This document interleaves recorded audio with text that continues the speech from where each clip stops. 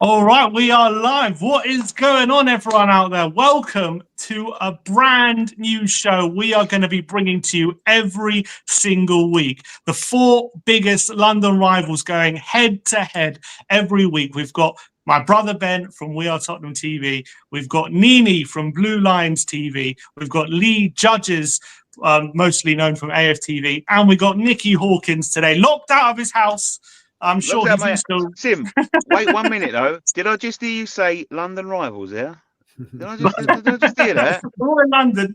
Some rivalries are bigger than others, Nicky. Some rivalries are bigger than others. We'll leave that to decide. Tim, you did mention the four biggest London teams, but you know, I didn't say teams. I said rivals. Crystal Palace have won a trophy more recently. Oh, come on. How long is there starting? 54 seconds to go down that route, like We've got one trophy in 50 years or whatever it is, or 70 years. 3 European champions. The biggest in the world. 3 European champion clubs represented in the chat, and one with a great journey, fantastic journey they had last season in their run to the semi-finals. Absolutely phenomenal. We're going to be buying heads, all 5 of us, every single week. We are so excited to bring you this show. It's going to be absolute fireworks. It's going to be absolutely brilliant. But yeah, look, should we crack on? We got all the latest news that's been going on in the world of football over the last few weeks. A lot to discuss when it comes to to discuss between our clubs, all the transfers that's been happening, a lot to go through. We're going to start talking about the current protracted transfer of Morgan Gibbs-White to Tottenham, which at the moment, it's a pretty crazy story. It's a story which is pretty unprecedented. Tottenham activating a release clause last week. We got the here we go from Fabrizio Romano. Apparently all set for a medical. Nottingham Forest now setting up issuing a legal challenge against Tottenham, taking them to court over an illegal approach for Morgan Gibbs-White and breaching confidentiality.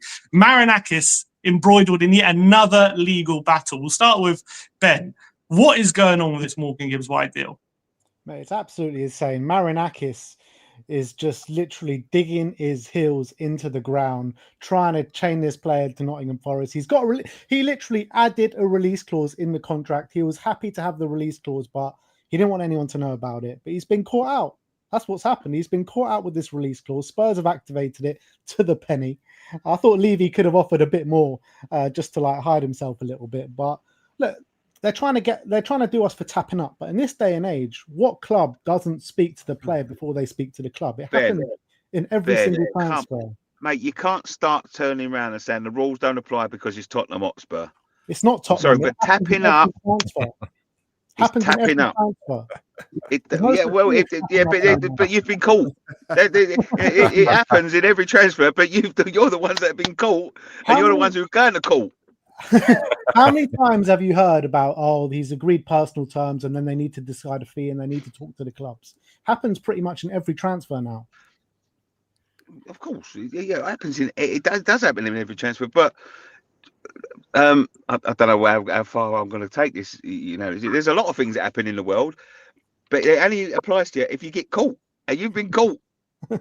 Marinakis has caught you with your pants down, Morgan Gibbs-White on his knees in a corner somewhere, trying to sign a contract, and you've been caught at it. You know what I mean? It's got nothing to do with being caught. It's out in the open that it happens every single transfer. It's not even a hidden thing. And the thing is, I don't know what's going on. It will get done as well. It will get done. It will get done. I don't know what all the fuss is about. It's just delaying tactics and all that. It's ridiculous, really. Listen, Spurs being Spurs, they shouldn't have probably. I think that the thing that is that it was confidentiality, wasn't it? That's something that Levy does his own thing. But at the end of it, criticise Levy or not, he gets things done either way. You know what I mean? One way or the other. And I think at the end of the day, Gibbs-White will be an Arsenal player, will be a Tottenham player. You wish Freudian slip there. Might be an Arsenal player. You never know. Listen, I think he's a very, very good player. I do. He's not the sort of player that we're looking at, but that doesn't mean to say he's not a good player. It's all different things. I think he'd be a very, very good fit for for Spurs. And listen, you know, when you lose 22 league games in a season, you need to get in some top players. You can get a manager in, but there's still telltale signs that things are not right. And I think he's not only is he a good player, I think that there's a few players at Spurs that perhaps are not quite a little bit, you know, suspects on injuries and all that. He seems to be one of these players that plays and plays. I think that 60 million, you know what I mean, like is a good deal. If Spurs have to pay 65, so be it. I think they go that way as well.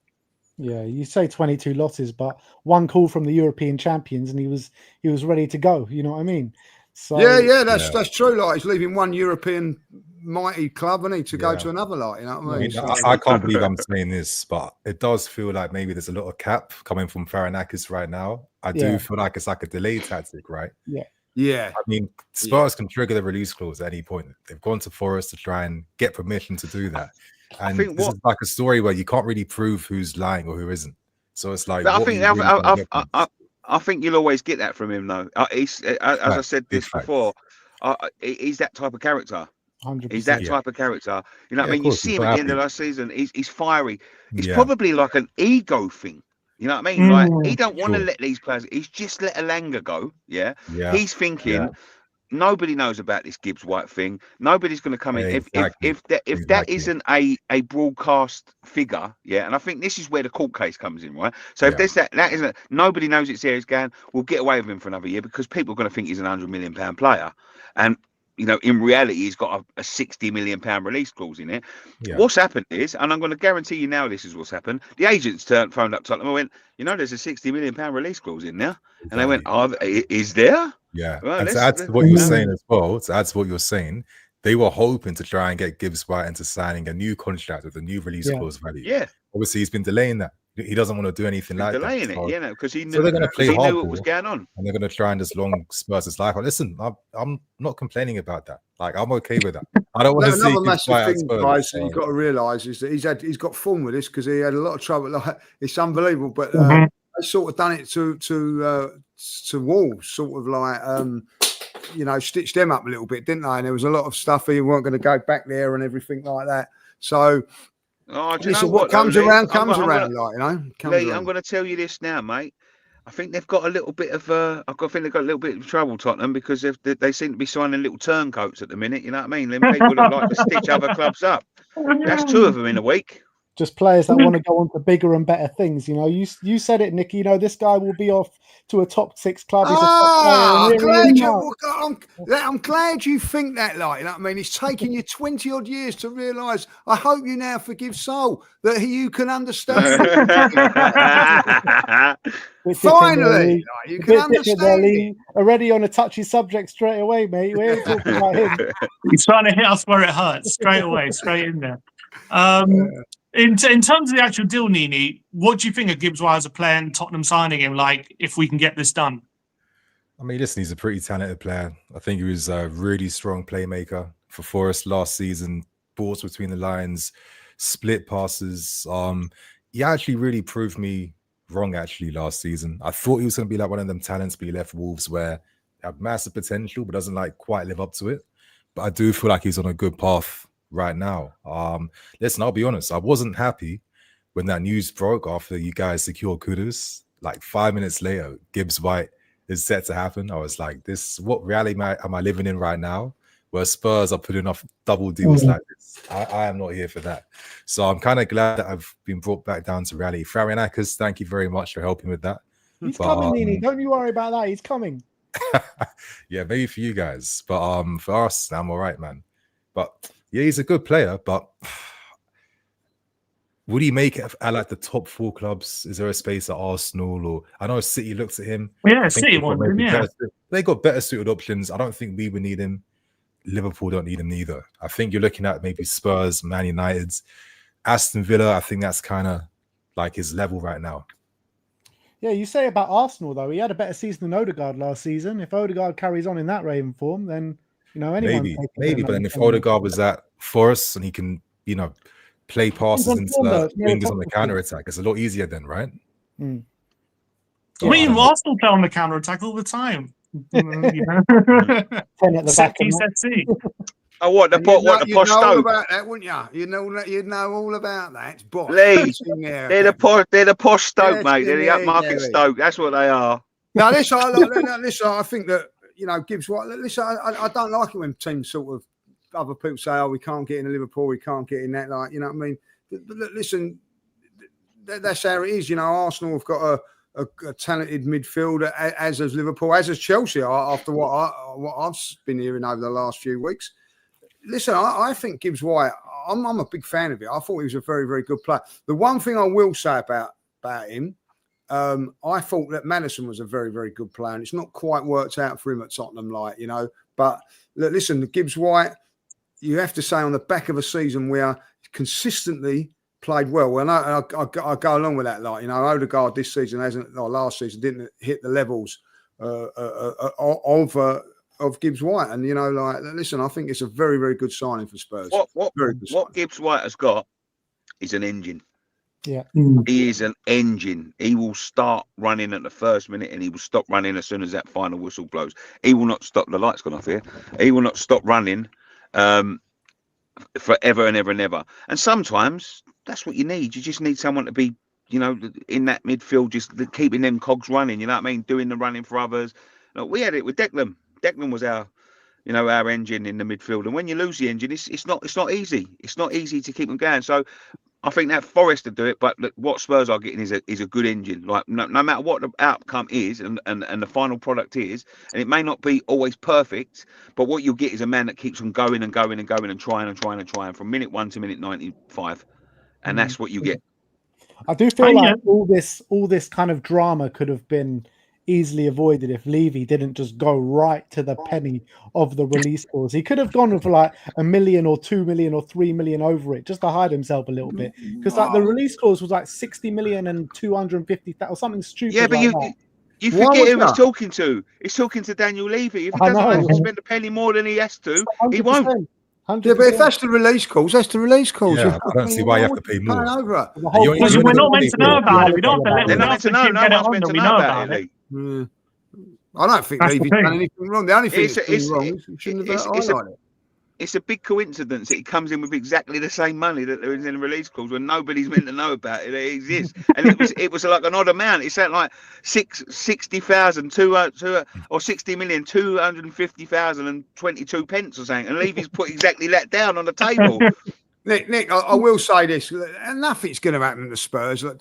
Chelsea done this with Ashley Cole, I I don't think it ruined Chelsea. I'm far from it, and it's not going to ruin Spurs. They'll take the hit, whatever it'll be, and at the end of the day, you can't keep an unhappy player at a football club. Don't matter who it is. I said that's pointless. Pointless. Get as much money. Get as much money as you can for him. Oh, you've got a £60 million release clause. That's it. It's done. If they do hold him at the club, the value is just going down and down and down because he's got 2 years left in his deal. Is it because he's revealed it? That's the problem. That's the problem. Breach of confidentiality contract, didn't they? So apparently Tottenham are being accused of reducing the breach of apparently. Right. So they get their fingers burnt a little bit, like, you know what I mean? Oh, well. They have to prove it. I don't know how Forest can prove it unless they have some real big evidence, like text and something. How can they prove that we asked for the release clause from them or we weren't just given to it or whatever? I don't really see. I think Marinakis is having a bit of a reputation of being like a high school snitch. That's basically how I'd describe Marinakis at the moment. He went to UEFA. The Crystal Palace thing with UEFA. You've got he put that whole statement out about the FA and the PGMOL. During the season, and he's also running on the pitch and shouting at his own manager as well. He's getting a bit of a reputation. Marinakis are rubbing a lot of people the wrong way. Do you know why? He's just gone and grasped Crystal Palace up? Do you want to know why? Go on, to get in Europa League. No, because he's just seen a 17th place club win the competition. He thinks, I want a bit of that Champions League next year, boys. That's exactly what he's thought. Guaranteed. Only one 17th place team can win it. Only one. Only one in history. European champions. Come on. I'll tell you what, I know Spurs are very proud of that, and good luck defending that. Of course we are. Means so much to you. You're prepared to defend, aren't you? Of course you are. Absolutely. So I think, are you proud of your European trophies, Lee? 100%. Hey, I knew that was coming. I think when we won it, the next year we defended it. Like we weren't like good. We weren't crap enough to go and not defend. That's the thing about it, like it's such a great trophy, you can't even defend it because you know. But there you go. Listen, I'm not begrudging Spurs their moment. Enjoy. Sounds like you are a bit, but anyway. No, I mean, listen, I've seen my nephew. Phoned me up and said, "Oh, it's lovely seeing us winning a trophy." Like, you know what I mean? Yeah. So I said, "Yeah," which is fair. He's 16. You know what I mean? There you go, like, you know what I mean? So 15. Right, do you know what? Right, I think that brings us into our next section because Lee, it does very well bring us into our next section. We've started a new channel, obviously, between the 5 of us. Yeah, and I thought what we'd do from the very start, from the very first episode, is we'd ask ChatGPT to give us a bit more information because we all know each other and we all interact at the football, but do we really know each other? But you know who does know about you? And this is scary. ChatGPT knows all about you. And Lee, we're going to start with you, mate. Lee Judges. I've put your name into so I've just put into ChatGPT. Who is Lee Judges? Now we've all got the list on the chat there, boys. I've put him in there. So it says here. And correct it if it's wrong, Lee, please. There's a few mistakes here. I can tell you there's a few mistakes. Let's go through it and we'll see what the mistakes are. So it says Lee Mark Judges, born 28th of August 1960. Said, "Fucking hell, you're old, Lee." Are we good? Are we good so far, Lee? We good? That's correct. No. 87. 87, yeah. He's an English YouTuber and former semi-professional footballer. Is that right, Lee? Semi-professional footballer. That is correct. Yes, that is correct. Okay. Wasn't born in Waltham Abbey though, like, you know what I mean? I'm born in Wimbledon. Where was you born there, mate? Where was you born? South London. Wimbledon. South London. How fitting.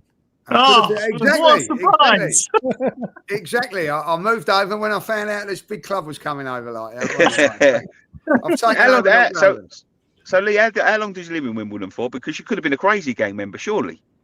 Well, I only lived in Wimbledon for 2 years. So, what was your mum watching tennis at the time, or what was happening? I was a tennis lover, but what happened was simply my dad had a relative that had a place, which is mad when you think about it. She had this place in Wimbledon, and they give it up to move to Waltham Cross Cheshunt because my mum had two. Like my brother was born, and my dad was working all the time, and my mum couldn't really needed a little bit of help.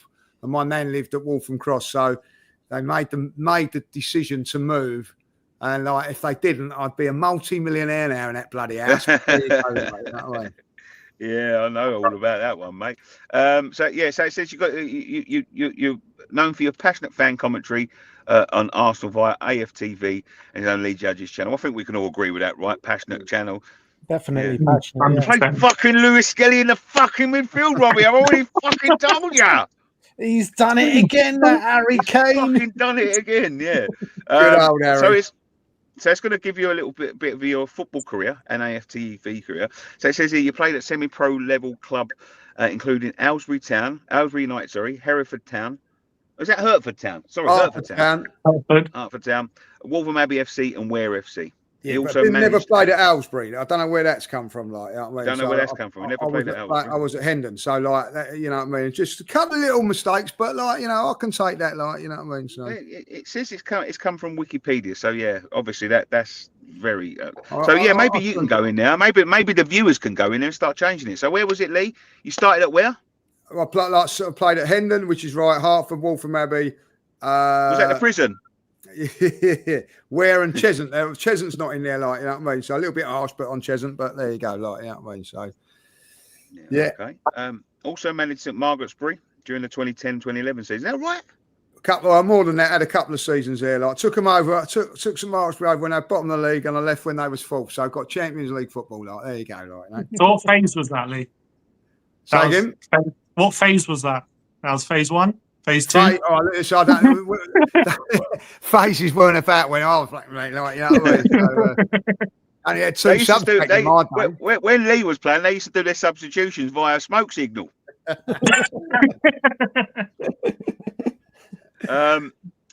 Okay, so yeah, so I can't wait your one to come out, Nicky. I really can't. When that they don't know much about me, mate. I can do that. And as early 2025, continued to play for Waltham Abbey over 35 teams. Is that right, Lee? You still playing? That is correct. That is correct. Winning the treble Now last year. You know what I mean? So now that is something that we've old, mate. Because I'll tell you what, I am 42, and if you asked me to run 10 yards now, mate, I could not do it. In fact, right, I got a little story about this. Me and Lee was meant to play in a charity game together. Do you remember this, Lee?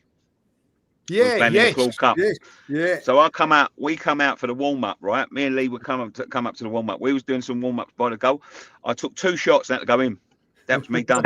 And that was in the warm up. You know what I mean? And then I watched Lee, a much more, if you don't mind me saying, Lee, a much more senior man than myself, absolutely bossed the fucking show. You know what I mean? Absolute. I can tell you that, mate. He's a baller. Could have probably paid for the arse back in the day. What position? What position, Lee?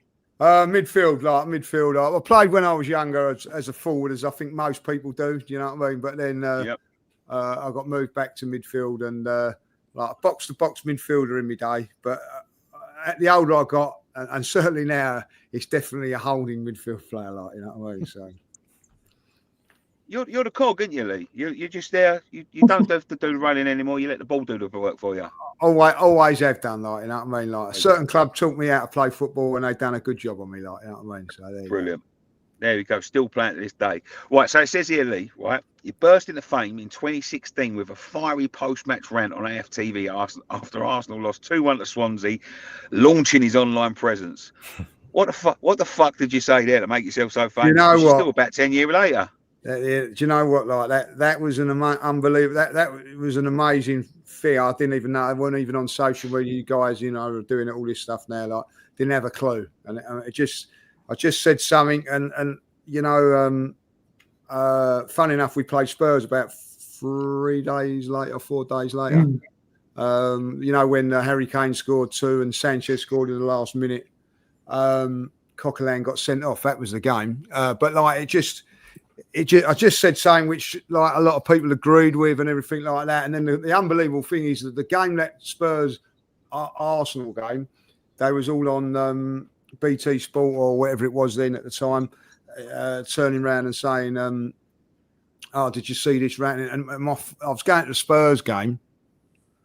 And my phone's going mad and all that, like, you know what I mean? People like Ian Wright, Piers Morgan, Harry Redknapp, Rio Ferdinand were all talking about it. And it just went from there, guys. Just went from there. And listen, very, very fortunate that it took... Before that run, Lee, we obviously AFTV at that time, you know, probably had not, I don't know, amongst Arsenal fans, were known for like capitalising on losses. Were you a fan of that whole scene and everything before you did that run? Yeah, I you know, like God rest him, like Claude. I used to watch guys like Claude Mo and people like that, and yeah, I enjoyed watching it. You know what I mean? I remember like the famous one with Chris Hudson done after the Aston Villa game that I was. Oh yeah. Media non-league game that day. I didn't go to that Aston Villa game. Was invited to a non-league game, and someone showed me it, and I said, "Oh wow, it's you know, it's incredible and all that." Like so from that point of view, it just sort of yeah, like, you know, I didn't realise at the time how big it was, and like you guys now all know about how big things are and everything like that. But and it's a total myth, as you guys will know. This it's a total myth. That you do well on when you lose, you know what I mean? You do, of course, you do well, but like if you get knocked out in the 3rd round of the FA Cup, you know, you might get great views that day, but then you ain't got the other 4 or 5 games on top of that, like, you know what I mean? So I would say this, Lee, from experience, you do well with any extreme.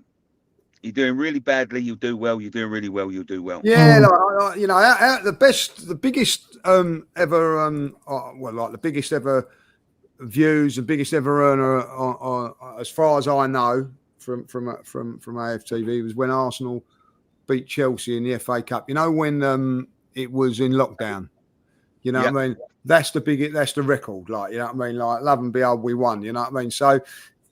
I get that, you know what I mean, like, and listen, I think if you watch Talk Sport, you might not like someone on there, you might watch AFTV, you might not like someone. Same with Tottenham and whatever. You're never always going to please everybody, and I think that that's one of those things. But yeah, like, you know, listen, I've had from that rant, I've got a wonderful life now. Apart from tonight, like it's ruined my life tonight. But other than that, it's been all right. Let's move on. Lee. Fantastic story. Right. So media presences and personal life. Right. So it says host Lee Judges TV, creating Arsenal-focused YouTube videos and popular fan Lee Judges podcast with multiple series formats. We all know that. It says here outer ventures include owning a laundrette in Broxbourne, Hertfordshire. Well, That's I true. again, it was a dry cleaners. A laundrette is a little bit of a degrade, I think. Like, Yeah, I was gonna say that. I remember you telling me you own a dry cleaners. I said I was gonna say who the fuck you got cotton. But there we go. Yeah. So you own a dry cleaners. So yeah, it wasn't a laundrette.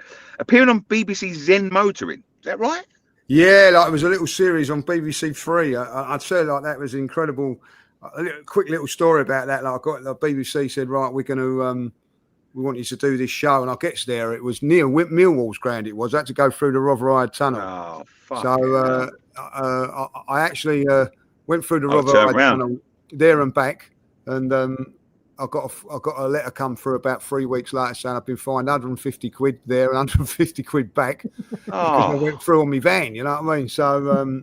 Those are the days, you know what I mean? And had my car, took my van, like, you know. But yeah, and I tell you what, guys, and this is when you're unbelievable sort of thing. Like I gets there, and it was just after all the lockdown stuff. You had to go and see the doctor, and then I had this woman come up and she says, "Oh, she's going to be your chaperone for the day, like, you know, for the it was an evening shoot."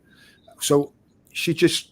Everything I wanted, she went and got. Can you believe that? Like that, it was a right unbelievable. Like, you know what I mean? I'll come and get you dinner, food, and all that.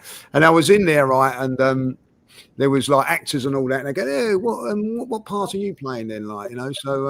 So I said, "I'm playing a lawyer that's coming out." Well, what it was, you got into the back of a taxi and you drove, you know, like the taxi driver would, you know. So they had these people pretending they were lawyers, cut the girls from a night out, and they said, "So what are you playing?" So I said, "Oh, I'm playing myself."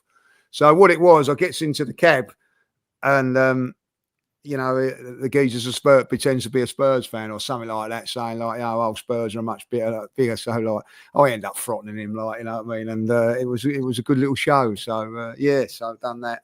But to get involved and go around and find, you know, behind the scenes of what these, and I've been lucky enough to do that in adverts and things like that since. It's been incredible, like, you know, to be able to see what the film star, I'm going to say film stars, you know what I mean, go about, like, you know. So great times.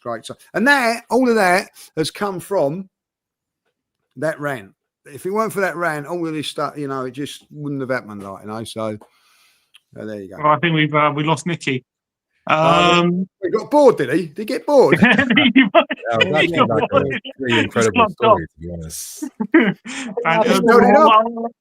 The one last thing he wanted to cover, Lee, was about apparently you got two brothers, both Spurs fans.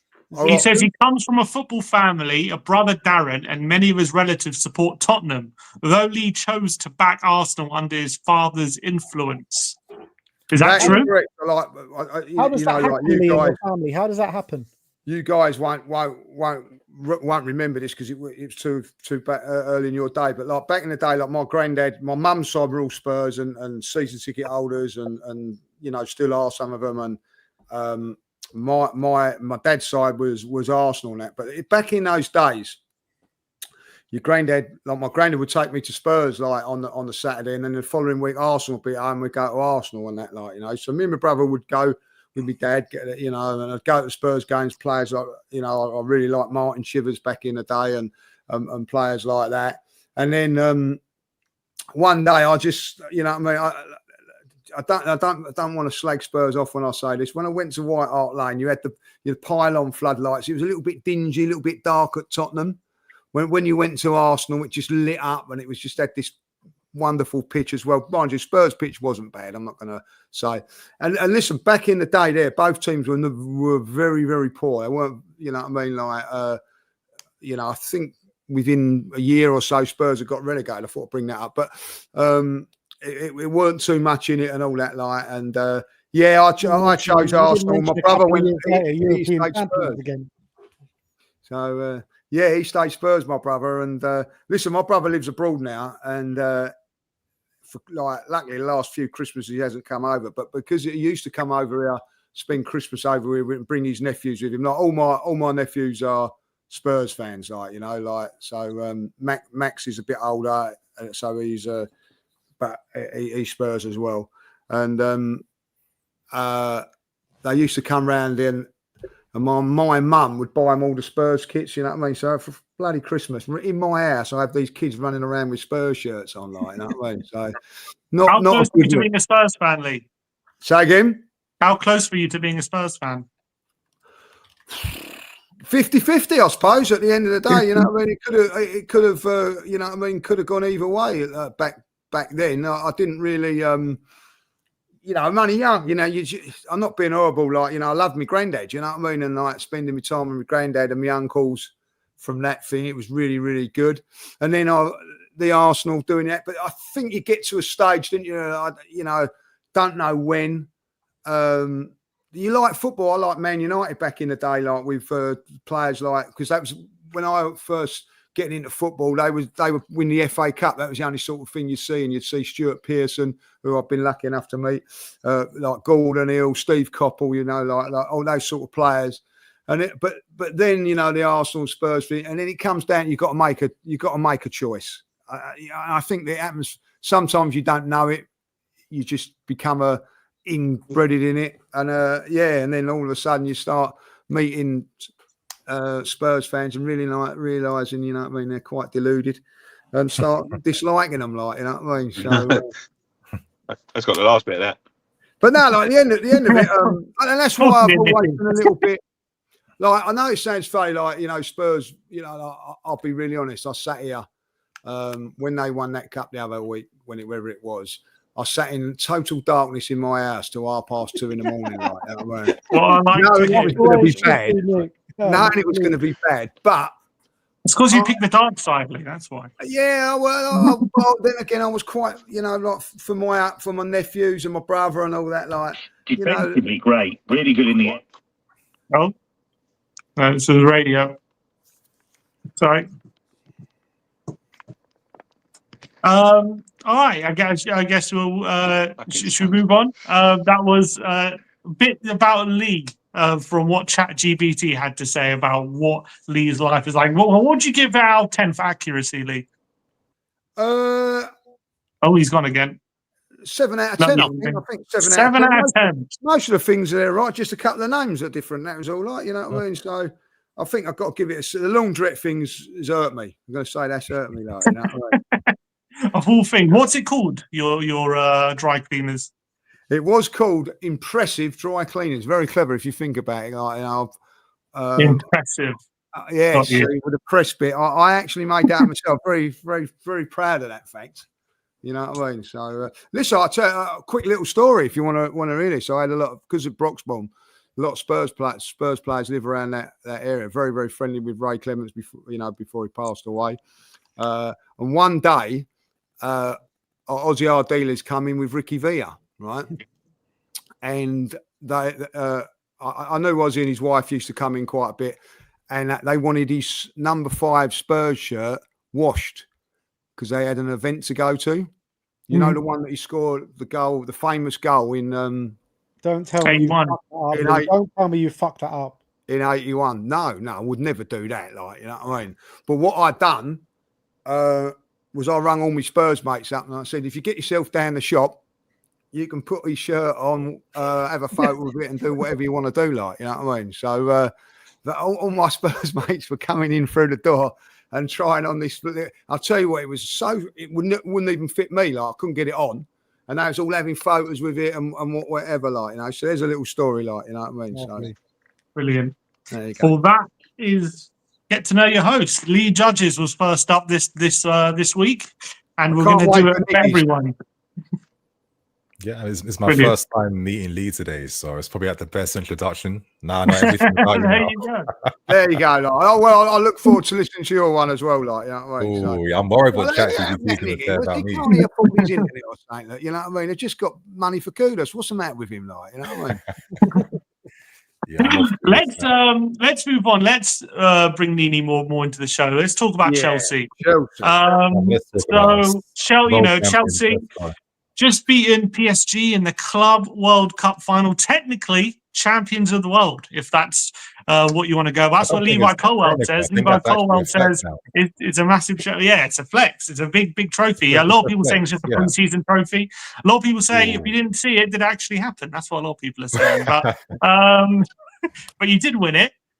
Impressive. You have to say in that final. I think the big question going after that win. First of all, how highly do you think that's more impressive than winning a Champions League? Winning that. And also, do you think Chelsea in a title race next season? Oh, you're throwing all these questions at me. There's one at a lot time. to go through. Listen, starting with the last one, there's no title challenge next season. I think we need one more season in Maresca 2.0, and then we'll be ready afterwards. After that, Palmer's going to be 24, Enzo is going to be 25. These guys are going to be pre-peaking, and I think ready then to really find the consistency for a title. Because that's the thing, right? That's what's been hurting Arsenal all the time. If you want to win the league, you need to be performing at like 80% consistency. It's really hard to keep grinding out results that way. And I just don't think we have Lee knows very well. We don't have the consistency right now to be able to go out during a whole season like that. But we're getting there. I think right now, what we're seeing from beating Real Betis 4-1, destroying Paris Saint-Germain, is that we're a team that's more capable now to win silverware. Like, we can, on our day, probably beat anyone. If our confidence is high, the tactics are good, the players are on point, they're efficient, they're sharp. And I feel maybe a bit more optimistic now for the Champions League, because when we go in the Champions League, we don't go in it. It's not a participation trophy. Like, we go in it to try and win it every single time. And I think right now that's where we are. I don't think there's any super scary team in Europe. I think Paris Saint-Germain was that monster, and we just completely slayed it in the first half. So I think we're in a good place right now. It's taken us a long time to get there. I know the fan base has been a little bit negative at times. I'm not going to write the negativity off. I do feel like maybe the ownership, they made it hard taking over the football club. Made it a lot of really difficult decisions I didn't have to make, but it's starting to make a lot of sense now. And I think in Enzo Maresca, we definitely have the right guy to take us to the next level now. So what do you feel about you coming up with against? You say you're not ready to win the league, but what about third, second? Do you reckon you can get up to there above Arsenal, above City? For sure. I mean, Champions League isn't even. It has to be done. I can't really put too much thought into that. That's that bare minimum. For me, it's can we win a domestic trophy? Can we do something in Europe? Have a really strong CL run? Like I said, we destroy Paris Saint-Germain. I'm not scared of Barca. I'm not scared of Real Madrid. I feel like on our day, we're good enough to beat anyone. And we proved that on Sunday. Lee, are you worried about Chelsea finishing above you next season? Yeah. I feel listen, I think first and foremost, you've got to give Chelsea credit for what they've done. I didn't watch any of it, if I'll be really honest, but what people have said about it, to go and beat Paris in the final, you've got to give them credit for all that. But I agree there. If you look at Chelsea over the last couple of years, even last season going there, didn't beat Arsenal, didn't beat Man City, didn't beat Liverpool until they'd won the title. I think once they start doing that in the league, I think they've got to be well. I'll tell you what. Last season, I remember the game. Arsenal played Fulham, which we drew 1-1 coming home, and Spurs were winning 1-0. I think we felt and there was a few people on the train going, "You watch them turn it around," and they did, and they beat Spurs that day. And then you had a look at their run of games afterwards. You thought, "Wow, they're in a title race. They're going to be in there," and they fell apart, losing to teams they shouldn't have done. So they was in and around it. Around about that time, I don't know when that game was, but they fell off a little bit. But I think they've got some outstanding players. Caicedo in midfield, I think, is fantastic footballer, fantastic, and obviously, Cole Palmer as well. But what I think they've done now is I think they've added a couple of killers in their team as well, So I think Delap's a very, very good up and coming player. Pedro as well. I think they've brought in some good, quietly going about it, Chelsea. And you know, the other thing is, look, listen, we can muck about the Conference League and the Europa League and all that.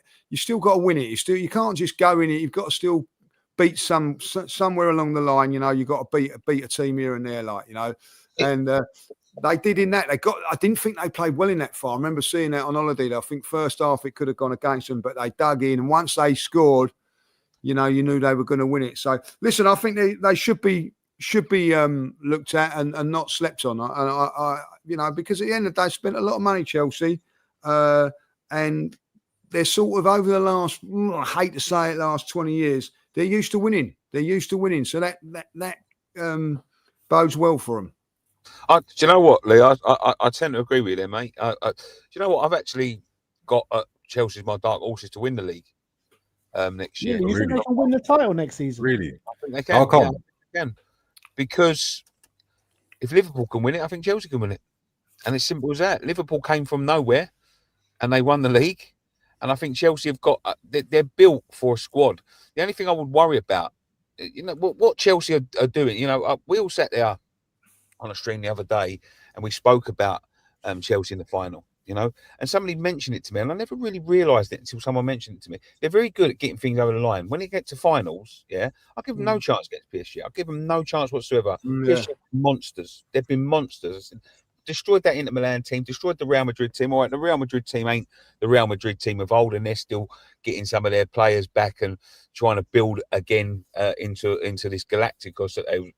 But Chelsea are very good at finishing finals. I think Cole Palmer looked on fire. The only thing that I think, and I think Pedro has been fantastic since he's come in, but the only thing worries me about them, and nobody's going to know this until the season starts. Is this World Cup going to hinder them or is it going to help them? Now, they could go through. So like they could be fitter than anyone else. So they could get off to an unbelievable start. They've lasted the longest in this tournament, right? Everyone else is coming back for pre-season training now. They haven't stopped, right? So are they going to come back fitter than everybody else? They could come back and blow everyone out of the shelf because they've been playing competitive games now for 2 months. Yeah, since the season stopped. But the other thing, when it gets to December, is it going to be burnout? You know, is this going to start catching up to them? When them games start coming up, the big important games, because December's when it's won and lost. That let's not make it. You know, December is the test to see if you are going to be up there or not at the end of the season. And I know there's going to be people in the comments. What does a West Ham fan know? But I've been there in terms of we've been the ones dishing out the results on the other end. So we'll go to an Arsenal and beat Arsenal because when it comes to that run of games, we've been to a Spurs and beat Spurs. You know what I mean? When they've been in title contention, we've been to Chelsea and beat Chelsea. You know what I mean? When it comes to that title contention, they're the teams because you'll get a run of games where it's like you've got a Man City and a Liverpool and say a Tottenham in there, right, for Chelsea, right? And they'll think, right, got to concentrate on them 3 games, but they'll forget about the Ipswich and the West Ham game and the Wolves game in between, and they'll lose 2 of them. You know, they'll get good results against the top club, and then they'll take their eye off the ball against them little clubs because it comes thick and fast. I think Chelsea have got the squad to do that. You know, in terms of burnout, I think they do, but only time will tell. Like, if anyone in this league is built to go through the season, yeah, and get to them games, and they've got an unbelievably big squad. Yeah, they have. Yeah, they've got probably the biggest squad I know of any of us. So have they got the top quality to get through them games, you know, and not take you right? You know, they've got a squad where they can train the top players for the Man City games and then let the second team, which are good enough, to concentrate on the Wolves and the West Ham and and they could still win them games. I think they're built to win the league. Only time will tell whether this is hindered or not. I'll tell you what they have got, though, a lot of money from doing it. Yeah. Which will help them. Shit ton of money. 84.5 million in the bag. It's looking to sell Nico Jackson, looking to get rid of Noni and Kunku. Got more players to get rid of. Joao Felix, Renato Vega.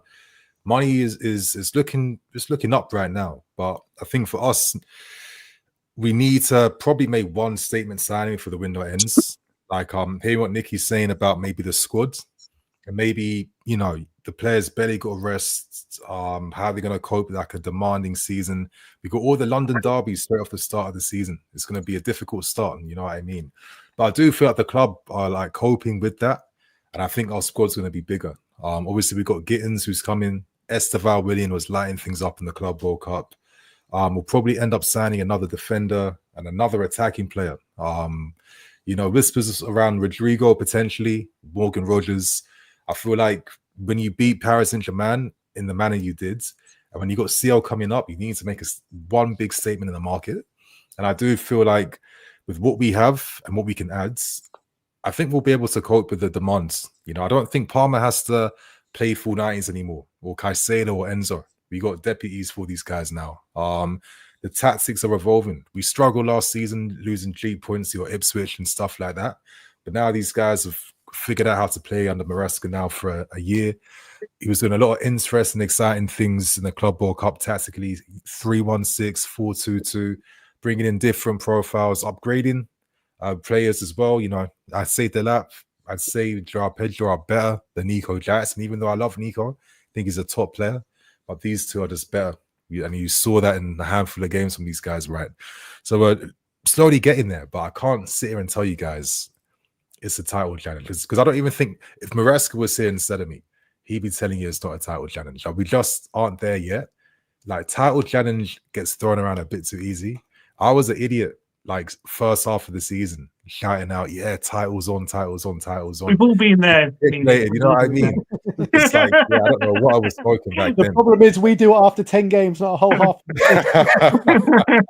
Yeah, I know. It's crazy. But yeah, but we ain't there just yet. We have to respect that when you're a title challenger like Liverpool, City, they've been consistent for years to be able to get there. I think Arsenal are trying to get there. In my opinion, I feel sometimes Arsenal fans are being a bit too myopic. You know what I mean? Be grateful that you're still competing and challenging, because at least you're a lot closer to trying to get the title compared to not competing for anything.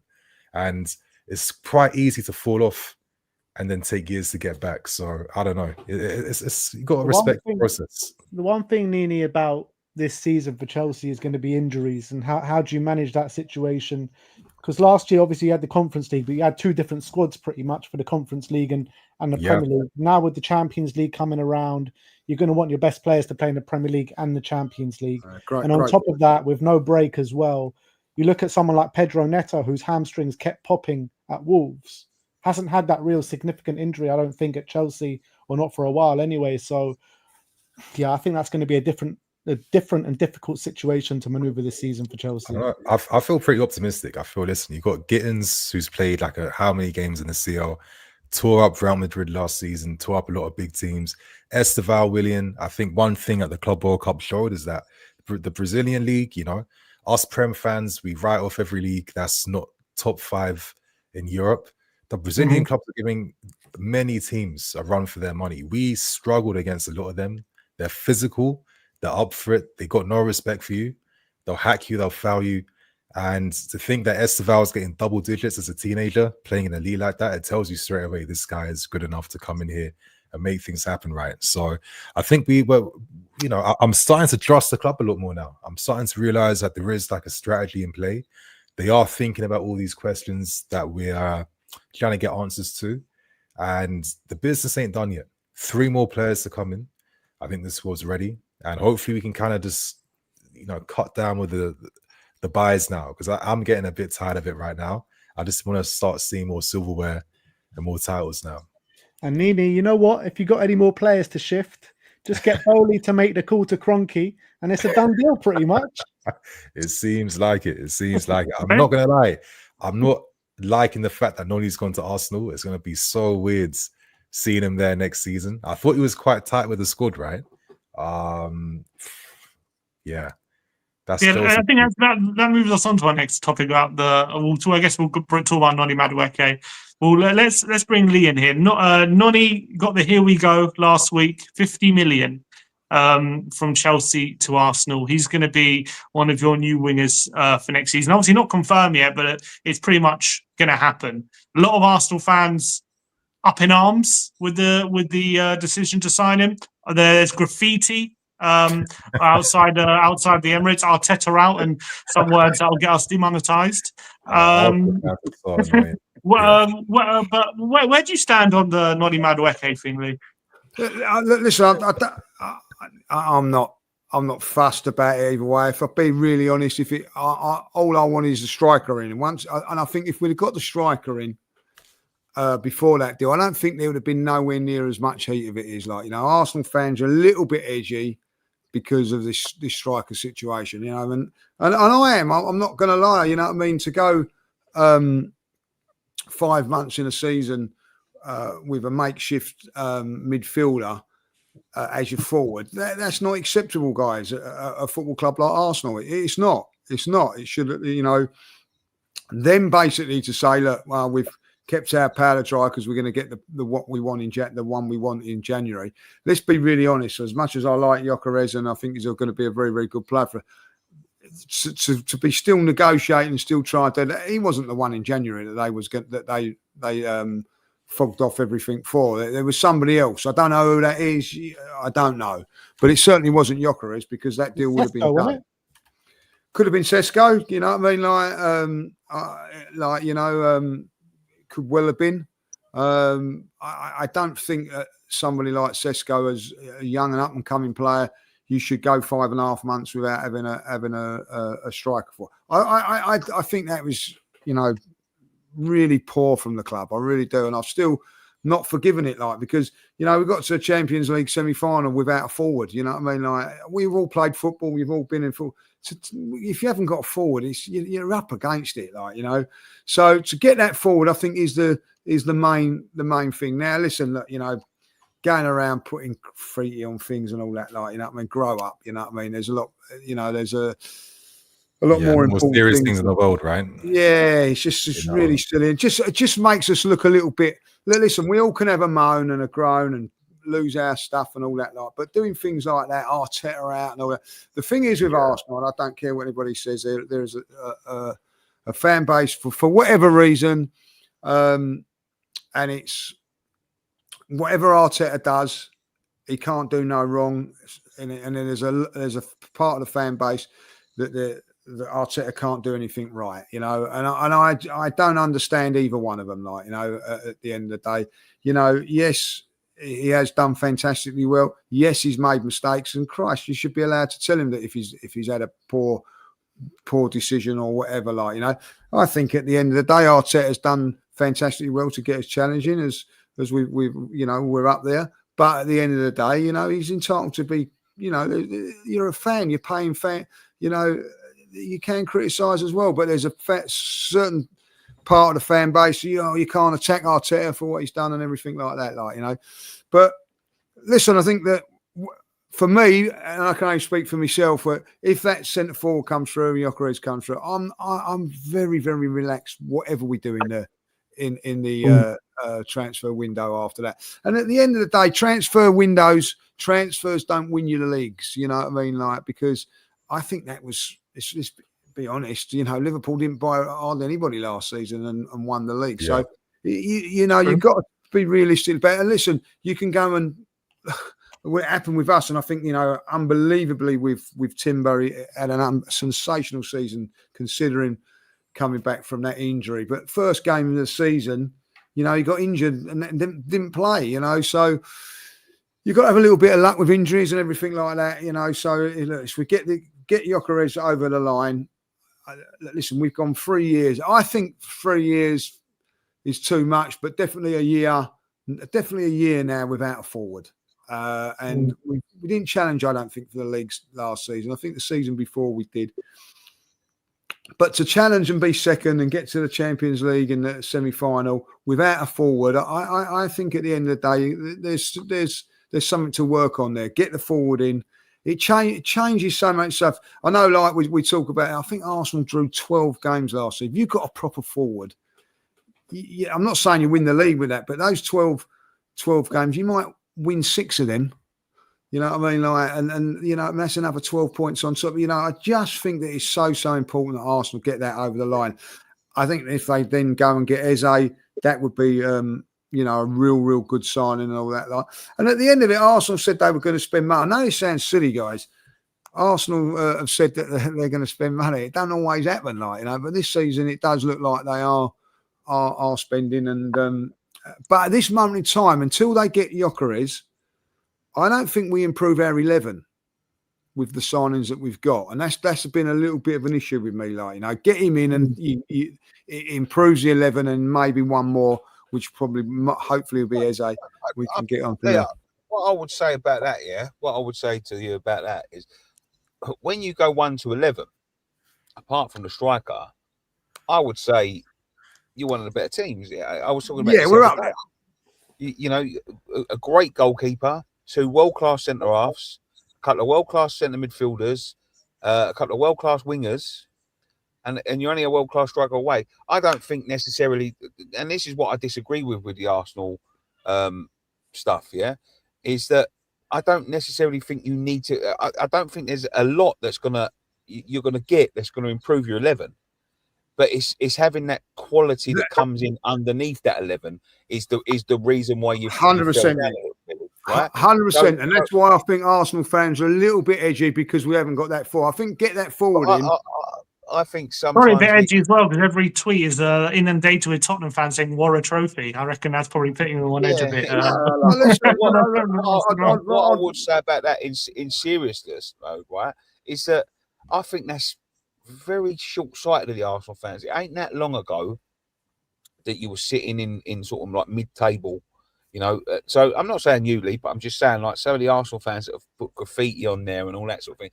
And I do believe this is you know, if you get the centre forward, which it looks like you've got him, you have got him.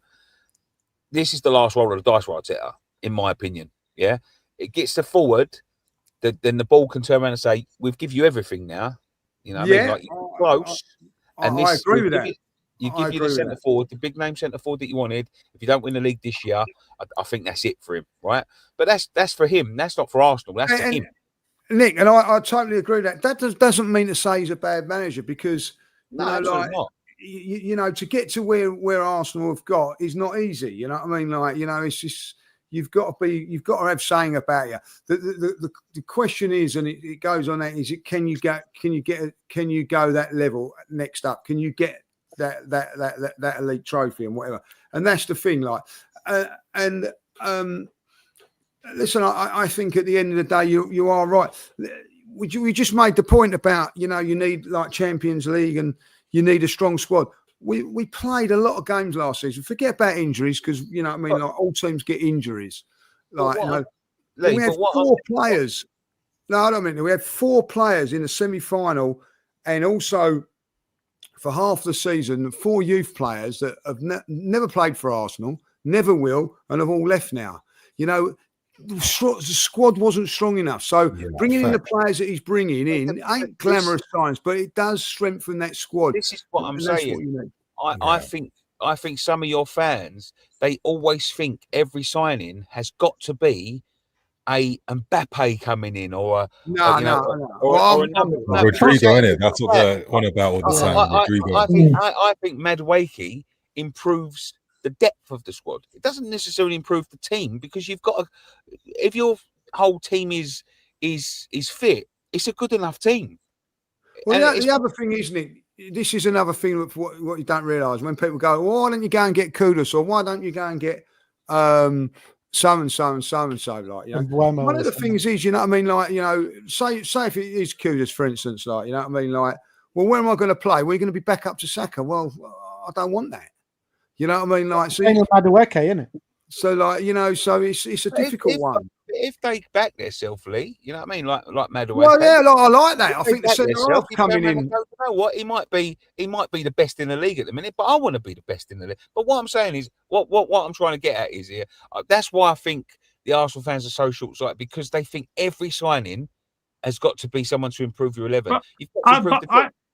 I kind of understand the frustration. What I don't understand from this idea is from these 2 signings is, I was watching your debate, Lee, with Robbie the other day, and he was talking about, with the Gyökeres deal. They're just negotiating. You've got to get the best deal. This is how you negotiate deals and stuff. Well, where was the negotiation for Madueke? Why have they just stumped up the money, 50 million, and they're happy to pay, which for me is an overpayment of at least 10 million for Madueke, in my opinion. Really? Right? They've decided they've put that money on the table, and they said, look, we're happy to pay that money. Yet with Gyökeres, they're fiddling around with 1 or 2 million here and there, and they're all of a sudden hesitant to pay what's necessary to get him in. Yet with Madueke, Arsenal I think apparently Arsenal were apparently only prepared to pay 40. Chelsea wanted 50, and they said, okay, fine, we'll pay 50. So why is then all this absolute definitive kind of negotiating with Chelsea about paying the extra money? Well, Gyökeres all of a sudden gone. I feel you're simplifying the Gyökeres thing a little bit at the moment. Sporting Lisbon feel like the add-on deal, like the achievable add-ons are too small, and the rest of it is in like unachievable add-ons. So they're just kind of restructuring the finances for a deal to go around. Because obviously Gyökeres is his agent. He's not going to be getting any money from this. He kind of just denied his agent fee in hopes to push this move through. So I don't know. I get the impatience. Actually, no, I don't get the impatience. You got Zubamendi. Yeah. Gyökeres seems like he's going to be in the door. You got a player, Madueke, who's actually improved and is going up right now. And I think 52 million, and it's not a straight 52, it's 40 plus add-ons. I think that's more than fair, because add-ons doesn't always mean you're guaranteed to get that money. Right point. And if you are guaranteed to get, it's going to be over time. It's not going to be anytime soon, because these guys, these structure on the books, right, when they're doing the amortization costs and fees. So I think that's a very fair deal for Noni Madueke. And you've got this Mosquera guy coming in and hopefully trying to bag Eze. I think that's a very, very strong team to be strong squads that Arsenal got in the making right now. I don't agree with the talk that if they don't win the title, Arteta's out. I think that's the mistake you make, because who's going to come in and do better with that? Because you got to respect the fact that you got us, you got Liverpool, you got City. To be better than all three teams consistently, that's not an easy thing to do. So like, it's getting rid of the guy that's even put you on the map to start challenging the Wise thing. He's got to do it, otherwise it's all for nothing. He might as well be David Moyes. He's got to do it. I agree. I've seen a lot of these clubs fall off a lot quicker than going up, Spurs. Very comparable. You can win a trophy and get sacks. You can. Ancelotti's been sacked for that. Postecoglou's been sacked for it and all that. It's not always about that. What it is about, and it's the way you go about it. Like, listen, if Arsenal like 2 seasons ago, Arsenal went from January to May and dropped 5 points. 2 of them were away at Man City. They lost to Aston Villa. That cost us the league by a point, right? You have to look at that and go, well, hold on a minute. What more could you really do? It was the game against Aston Villa. You go back to that. We should have been 2-0 up before it, but because we missed chances. But in saying that, it's the context of it all. Like, I don't, if you was to go out of the FA Cup in the 3rd round, League Cup in the 3rd round, don't do well in the Champions League, come 3rd or 4th in the league without really challenging for it, of course, then you're gonna have to look at it and go there, like, And listen, I think that someone's just said in the chat, Arteta's the new Poch and all that, like, but listen, Spurs had wonderful, wonderful times under him. Like, it didn't quite happen, but it was still great times. But there is that time when you do get a little bit edgy, a little bit like, well, we need to get it over the line now. And I think Arsenal are in that stage now where you're giving everything to him, and at the end of the day, no disrespect when people, and I get what you're saying, what you're going to get with, you get rid of Arteta.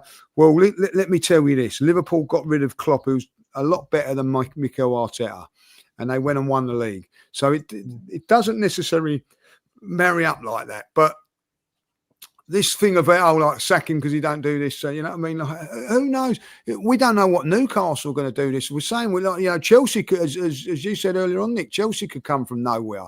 Yeah. So, listen, it's been a very, very good couple of years for us challenge. Listen, I go to games now, right? I go to Tottenham. expecting to win. I go to Man City not expecting to lose now. I go to Liverpool hoping that we can win or get something from the game. Chelsea, 4 or 5 years ago, boys, I was going there going, oh, we don't get stuff 3 or 4-0. And going to Liverpool and being 4-0 down at half time, and Man City 6-2 and all that, like, you know, Chelsea 6, Tottenham beating us like you know, at White Hart Lane every year. Like, all of a sudden, every single game I go to now, I feel like we can win it. And coming out of grounds like Chelsea, like certain other grounds, and going like, do you know what? We've drawn there, but I'm disappointed we only drew. You know what I mean? Like, and there's a lot to be said about that. You know what I mean? Like, but you've still got to get last season with 10 men. Say again? City last season. Like, yeah, I come away from. I tell you what, Nick, I come away from there with 10 men, right? Oh, I'm so proud of the team, but like, oh, we should have won that game. Like, I've been there with 11, and we've, you know what I mean? It's, you know what I mean? Like, we're 3-0 down at half time or whatever, like, you know. And listen, you've been there, you know, with Spurs as well as you know what I mean? Like, not so much you, Nick, sorry, but like when you've been up there winning games, when you want to go, when you know, like, you go to grounds like Liverpool and you think, I like a couple of my Spurs mates when they're going up to Liverpool, they say, oh, we're going to get smashed if you watch it 4 or 5-0. When you get beat 4 or 5-0, yeah, well, what do you expect? But there was a time when you're winning, you know, you think, right, I'm up for this. I'm up for it, like, you know. And I think we're at that stage now, but we just got to get over the line. And I do think, you know, like, a forward makes such a difference. And I think that if we get him in, I'm not saying Arsenal are going to win it, but I feel a lot more confident than what I have done over the last year. I know, like, last season, I knew Arsenal weren't going to win the league. Now, they might win a cup, but I knew they weren't going to win the league, because you've got to have that killer at some stage. You know what I mean? And at the end of it, league form does, you know, and you know, you think I'm being bitter at that. Anybody can win a cup, you know what I mean? Like, that can be done, because you need a little bit of luck. It's only 4 or 5 games or whatever. Can win the FA Cup and all that. Doesn't mean to say you're the better team. But in the league, if you're weak, you've got weaknesses, you will get found out. And I believe Arsenal have been found out because they don't score enough goals when it matters. It's all right beating so Sheffield United 6-0, going over that. But then when you draw 1-1 away from home to, I don't know, you know, a mid-table Aston Villa or something. Yeah. They're the games, crucial games. You know what I mean? West Ham at home, you know what I mean? Like, not so much this season, the season before last, totally dominating the game. Miss. They go and score. We can't break them down. Lose 1-0. If you've got a striker who takes one of those chances, it's a different game. And that's all I'm saying, like, you know what I mean? So I think that the signing of Gyökeres will be a big, if it is Gyökeres, I think it'll be a big thing. And I know what people say about patience and all that, and I get that. But to go the whole, you know, we had not, when that transfer window opened in January, we didn't have a forward. And to not go and get one and then go into the season again without one would be criminal. And that's why Arsenal fans, you can get it why they have been a little bit impatient. Not to the extremes that they've done, obviously, but I can see why there's been a little bit of frustration. Also, don't forget, and I know it's the same with all you guys and whatever, I'm going on a little bit here, but at the beginning of the end of the season, like, season tickets up in price, more money. So everything's gone up, and you're scrimping and saving, trying to scrimp for £5 million. You know, what my Chelsea mate said to me, like, don't look at it like, it was a good question. He made me feel a lot better when he said, look, don't look at it like, you know, you just spent like 50 million on Madueke, like, you know what I mean? Think that you spent 60 million with Kepa as well. It does sound a little bit better. So I'm going down that route. What is it, Lee? What is it between Arsenal and Chelsea, man? I have no idea. There's got to be something dodgy going on in the background. Well, I have no idea. Like, do you know? I think there is a rivalry between Tottenham and Arsenal and Chelsea. Rivalry. Who hates Tottenham more between the two? That's your rivalry, not between you two. That's a fair point. Listen, I think Arsenal and Tottenham, it's ingrained. I think like you're brought up to hate Tottenham. Like I never hated Chelsea when I was younger. I hate them now because of what they've done. It's not been ingrained into me. You know what I mean? But Yeah. but And I obviously look for at them us, just like, we're you just know, used to beating Arsenal- Spurs all the time, right? So like the rivalry doesn't make. Obviously, it's there, but it's because you're more like the whipping boys, isn't it? Yeah, but I don't like say like I can ask a question. I don't know. You know, Chelsea are playing Tottenham, right? As much as I don't like Chelsea, I want Chelsea to win those two games. Don't matter what. I don't care. West Ham are playing Tottenham. I want, West Ham. Manchester United are playing Tottenham. I want Man United. Manchester City. When Manchester City are playing Tottenham, I want Man City not to lose. You know what I mean? Like, but what about that Chelsea? one. It's Don't tell me Arsenal, when Spurs Sonny are went playing. through on goal. When Sonny went through on goal at the back end of that season, don't tell me you didn't want him to score. No, I don't want Bubba. I was live on thing. I like that. You know what I mean? If it is, it is. You know what I mean? Like, You refuse to celebrate Kane scoring at the, yeah, the exactly. World Cup. I ain't gonna. At the end of the day, and don't tell me like you know what I mean that Song deliberately tried to miss that. You know what I mean? It's just stupid talk. At the end of it, when Arsenal are playing Spurs, who do Chelsea want to win?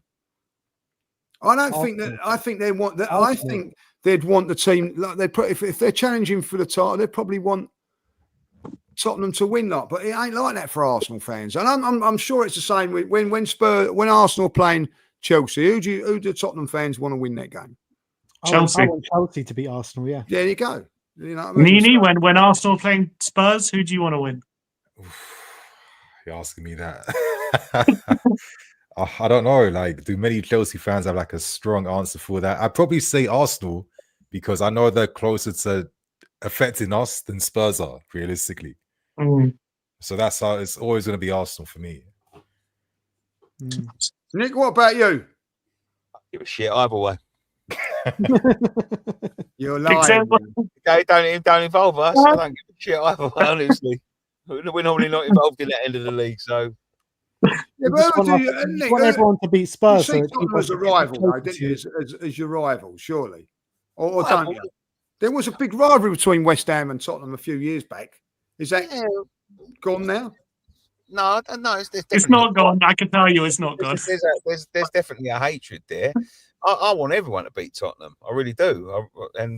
But they will want everyone to beat us because. I know that they all sit there and say about we're not rivals, we're not rivals. My mate runs a Fighting Cock podcast. Go on there and tell them they're not rivals because I'll tell you what, they not get upset when we start winning. You know what I mean? So, but it's so rare. It's a nice little relationship Spurs and West Ham have. You bring up these nice little players and we take them off you. Yeah. When's the last one you took? Scott Parker. Captain Scott Parker, Defoe, Carrick, We're in the Champions League. Listen, we're going to talk about this case in a minute. What's the we'll West Ham then? West Ham and Tottenham are doing business as well then. That's ridiculous. I wouldn't do business with them. I wouldn't have done business with them. But Sullivan's fucking sitting there. You talking about like that sort of rivalry and that. So Sullivan was sitting there. He must have had his short skirt that day because he was flirting his ass to him, mate. He didn't. There's no shame in that fella whatsoever. I wouldn't have dealt with him. Are you bothered about Kudus going to Tottenham? Not bothered of him back going to Tottenham. Yeah, I am. I guess we'll move on to the Kudus subject because he had his first training session yesterday. He was on video doing his medical, and the doctor asked him, "Can I check your heart?" And he said, "You'll find Spurs there." Oh my god! And obviously, when he did his announcement, he said, "I only wanted Tottenham." How have you reacted to that? It's honestly for me the ickiest thing ever. I'm not gonna lie. I'm telling you, the biggest ick of I've Kudus. never seen anything more fucking creepy in all my life. And if you sit there rubbing your hands together, thinking there's any truth of honesty in that, you've got to have your heads examined because he done exactly the same when he got here. I said this the other day. Fourth club is 24. In 2 years' time, he's going to have Inter Milan or Real Madrid or someone else in his heart. Whoever I don't. To be honest with you, I don't know. He's going to have 1 year of Champions League football. I don't think you're going to get it next year. I really don't. Like, I can't see how you do with all of these teams. And then he's gonna do exactly the same as he's done to. Listen, good. I think he's put a target on his back. I did like a lot of what people said in our chat. I said I think he's got a target on his back, and somebody said to us, "Well, what are you going to do if you start running towards the pitch? The game would be finished by the time you got to him." So I did find that funny. Or you'd be out of breath by the time you got to him. Or something like that. I did find that funny, but I just think. You know, I sent you guys a tweet the other day, and I put the thing on with the fucking stall with the drawing pins on it, and just in case, you know. So bitter, you West Ham fans. Not bitter. I'm not bitter at all. Like I think that you're gonna. This is gonna come round. You know, karma's gonna bite you because, you know, when I see players doing that, he had a chance to go to Tottenham before. He had a chance. They was looking at him at Ajax. So were Arsenal. So were Chelsea. Yeah, he chose West Ham. If Spurs were in his heart, why didn't he have a cockerel in his heart then? Because he just wanted to go to a club that's going to fucking make Mo Kudus better. And I don't think, and I mean this with the greatest respect, boys, and I know there's a lot of Spurs fans in the chat, this is not where Mo Kudus sees his journey ending. He don't see himself as a Tottenham player for the rest of his life. So when he's turning around, there's that you're fan Tottenham in there, and what a load of but Nick, is it if there's like the example of what happened here is if he was to then go on to Arsenal and say, I had Arsenal in my heart. He's never going to do that, is he? You know, you don't think so? I don't think so. I don't think we're never going to sell to Arsenal. I don't think it's ever going to happen. I think he would. If he went to mate. At the end of the day, player power is player power. At the end of the day, and you've seen it. And it ain't like players ain't moved from Tottenham to Arsenal before. So we never do business with that. I know you wouldn't want to do business Arsenal if he runs down his contract. If the money was right, if he only wanted to go to Arsenal, if he'd done things like going straight, and trust me, right? And I'm not bitter. He is that type of character. I think he's mugged himself off, yeah. But if Arsenal come there, I think if Arsenal would have come in for him, I think he would have gone there. There's no way. No, facts. And let me add to that as well. If we had time to get the deal done, he would have come to us. I feel like there's another angle here. It was, from how I saw it, it felt like West Ham, they was in desperate need to try and push the sale through. Yeah. Obviously, you just signed that left back from Slavia Prague, Malik Kudus, or whatever his name is. You had a chance of losing out on that deal because it was stalling. Slavia Prague, like Atalanta, are coming in with offers. There's other offers in for him, and in this like market is ruthless. Yeah, if you diddy that, or if you waste time, you know, there's like 10 clubs after the same player. Like from our sides, we don't like being fans of clubs. We only see it from our side, but we don't look at the overall picture that we're finding out for the same guys. So like from how I'm seeing it, that's the reason why West Ham had to sell for less, because they was running out of time to secure that left back. If they waited, and they was hoping we were going to come back in to try and have a competition to boost the price. Because if we did, I think he comes to us. But the thing is, we couldn't sell Madueke in time. Now, I think it's interesting. A part of me feels like did Arsenal kind of lowball us a little bit to stop like the sale going through in time to try and stop Kudus being bought? Because obviously his contracts, no, that release clause thing expired on the 10th of July, right? That was like in Spurs that signed him the day before the release clause was going to be, you know, like ending. So it did feel like it was a matter of time. And West Ham needing to sell to get the money in, and we just can't buy everyone now because we have to actually sell players. Like if we want to register some of our guys for the CL squad next season, we actually have to sell players that was taking part in the Conference League last season. So because we have to try and like I'm getting all the, you know, I'm not a banker, I'm not an accountant, I'm trying to do my best here, but we're not able to actually register our new signings until we get rid of some of the old guys in the squad. So this is why right now we're just going to be on a selling frenzy and probably end the window buying. But I don't know. I hear what you're saying about Kudus, but it just felt like timing was off. And credit to Spurs for actually being super aggressive, and forcing it at that moment, because that's how you guys got him. If it's a different scenario. Yeah, but Kudus knew Chelsea were interested all along. Your name was always in the hat when we were talking about Kudus. Like, he could have easily rejected Spurs and waited. But he couldn't. Let me give you the context why. We actually, agreed a deal with Kudus and his old agent like 2 years ago. But Mm. then the deal flopped, and his agent revealed this. We lowballed Ajax with a stupid offer, and then West Ham paid double the money basically to get the deal signed up. So if you're Kudus, you sign up with Roof Agency right now. Yeah. You're thinking, listen, we're going to be making money from this sale. We're not going to be waiting for Chelsea, especially when there's a history of these guys not always following through with their deals. Yeah, like they don't have the sales in time. West Ham needs to sell. This is your best offer. Spurs got CL football. That's what you said you wanted. Let's make this deal happen now. And I think this, not every player, you know, it's a career end of the day, right? You know, I feel like Kudus kind of revealed to me he's like a careerist type of player. Wherever the best opportunity is, best money, yeah, I'll take it. I'm not going to be playing my whole life. Fair enough. Do you think like Champions League was the key? If Spurs weren't in the Champions League, do you think he would have gone there? Yeah, absolutely not. Without CL, nah, absolutely not. Never. Do you know what I also think as well?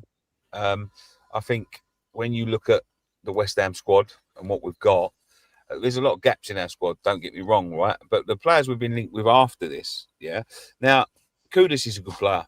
Kudus is a really good player. You know, when he first came into this team, he was electric.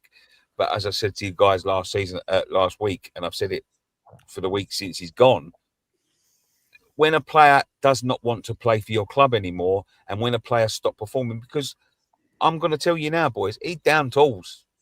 Beginning of last season, he spat his dummy out. And he down tools and he stopped playing. You know, and I think what he's done there, I think that shows his character.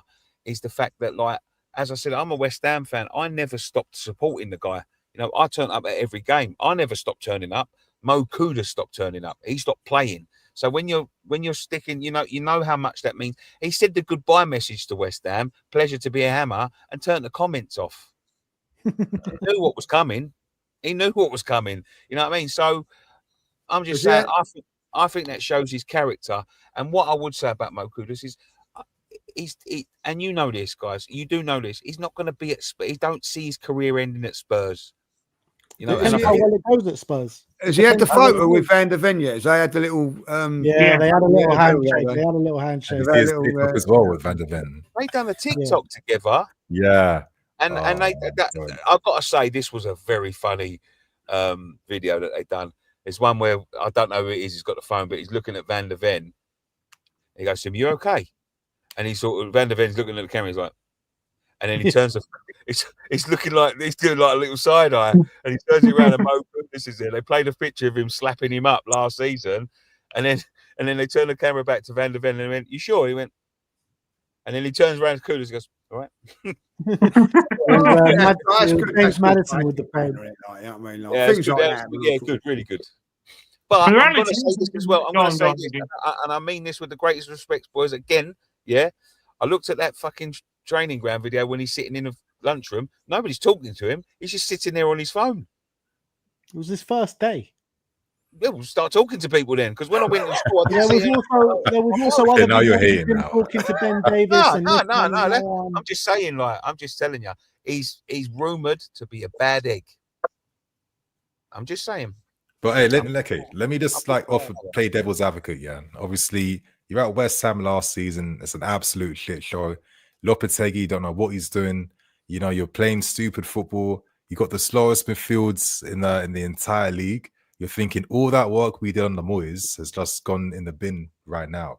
Like, I don't feel like this is the club that's going to take my career to the next level. I'm playing 10 different positions every single week. The manager's switching up the system like every 2 weeks.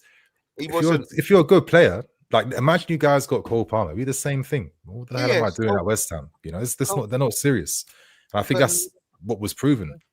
I think the manager choice was definitely, wrong. Ruined everything. Ruined it. But he wasn't good enough to play in the positions he wanted to play in. He wasn't better than the two players we had there. And he wasn't. He wasn't better than Bowen, and he wasn't better than Paquetá. For sure. But like, this is the issue though. Like, I always find it funny that West Ham just have these you've always just had random borders like throughout your history, right? Something like the Canio, obviously Paquetá these days, Bowen, Kudus. Yeah. That's a mad attack to have for West Ham. But the issue with West Ham is that all the managers you get are just never sophisticated enough to really like take advantage of the talent you have. Because like, I mean, Kudus was what from Ajax. This guy wasn't staying in one set position. This guy was playing on the right sometimes, on the left, in the middle, in a team that's keeping the ball, that has structure. When you're leaving that all behind, you're going to a West Ham. You need to now play without the ball. You're being shifted to the left-hand side because you need to fill holes instead of like having your talents maximized. You're thinking to yourself, hold on right now. Like, what's actually going on right here? And I think Kudus was bought as a saleable asset. Oh, facts. We did not need him in the right wing. We had Bowen. We did not need. But you didn't get a massive profit on him. What, 10 Didn't million? get a massive profit, but it's still a saleable asset. He was 22. Yeah, came here. He was a big player. Arsenal wanted him. Tottenham wanted him. Chelsea wanted him. Loads of other clubs wanted him. I was very Brighton jealous did when he too, got yeah. him initially. Yeah, so he was a saleable asset. So they know in 2 years' time, that's why that release clause was in there, that we're going to get at least 85 million for him. But we didn't get 85 million for him because he down tools last season. Where's you guys see him playing for Tottenham? On the right wing, for sure. We're going to play, I think you've seen the history of Thomas Frank as well, the way he's brought up these wingers, and Mbeumo, Sade on the left-hand side, Visser moved from left to the centre. He's going to be our right winger, for sure, in competition with Brendan What's your Johnson. front three going to be then next season, do you think? I think Kudus, Solanke, and probably Son Hotel. Yeah. Brendan Johnson will be in competition with Kudus. That's not a bad set of forwards. Then, Yeah, really. didn't Johnson get like what 13 goals last season or 11? I think 18 in all comps. 18, and I mean, Yeah, and until you bought him on a permanent, right? Like Yeah. for 45. 90 million. How I'm you gonna be feeling about honest. him? I like Tel, and I think he's got a very similar profile to Sade, right? So I think, Thomas Frank He's will underrated. definitely Sade. be able Yeah. to get the best out of him on that left-hand side. I think with Tel, like, he didn't blow anyone away last season, but what he did do is shown a few green shoots. So this is a player that we can work with, and I think That's get a fair. whole pre-season behind him, get Thomas Frank, a player that knows how to bring up wingers, and I think you'll see the best of him. Maybe not next season, but definitely it's a Yeah. slow burner, work in I mean, progress. he showed it at Brentford, right? Inside forwards, like without Exactly. Ivan Toney, they scored even more. And Spurs are kind of built to kind of take advantage of that, right? I mean, listen, I think I've got a lot of respect for Thomas Frank. Spurs are doing this thing recently where I really like the managers who are going that are managing you guys. I thought Postecoglou, great character, great story.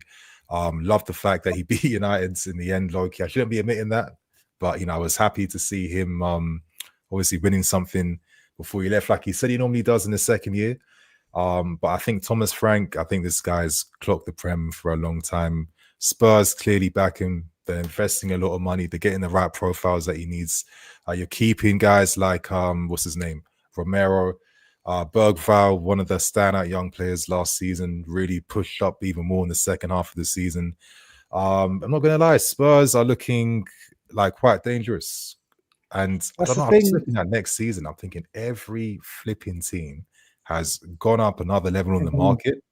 That's the magic of the Premier League, right? One of And us also, fans Nini, will be upset, go on. but it's going to be when the level is this high now.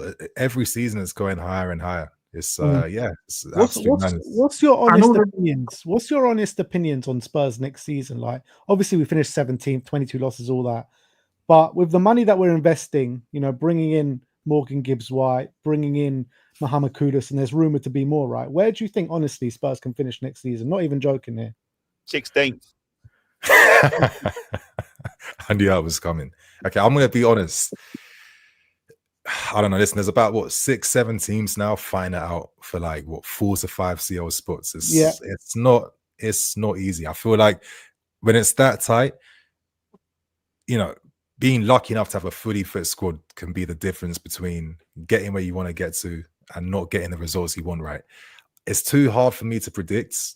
But listen, you're looking at squad-wise, player for player, Spurs looking top 7, at least at the moment. But maybe the disadvantage is that other teams have managers that have been with the squad for a few years, and Frank's going to have his first season there. So realistically, unless you're playing results football like an Antonio Conte and Mourinho, which you guys had, you got the results short term, but nothing came from that.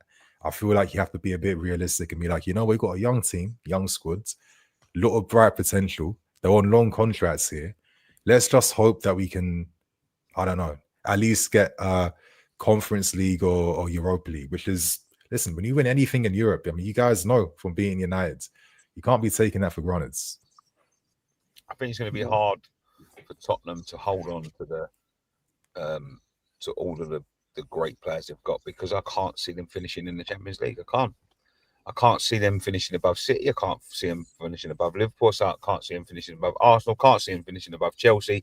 Can't even see them finishing above Newcastle in a Thomas Frank first season. Listen, you said that you think that front three is great. I don't think that's great at all. I really don't. Like, and I'm not just hating.